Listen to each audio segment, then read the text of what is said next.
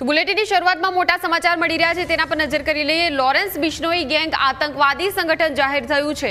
કેનેડાએ બિશ્નોઈ ગેંગને આતંકવાદી સંગઠન જાહેર કર્યું છે। કેનેડા સરકારનું કહેવું છે કે આ ગેંગના કારણે ભયનો માહોલ ફેલાઈ રહ્યો છે। કેનેડાના કાયદા પ્રમાણે ગેંગની સંપત્તિ જપ્ત થઈ શકે છે।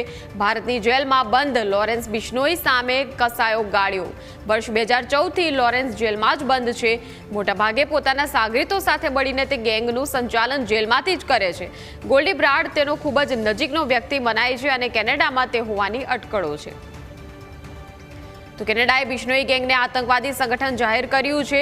આ ગેંગના કારણે ભયનો માહોલ ફેલાઈ રહ્યો હોય તેવું કેનેડા સરકારે કહ્યું છે અને સરકારના કાયદા પ્રમાણે આ લોરેન્સ બિશ્નોઈ ગેંગની જેટલી પણ સંપત્તિ કેનેડાની અંદર છે તમામ જપ્ત પણ થઈ શકે છે।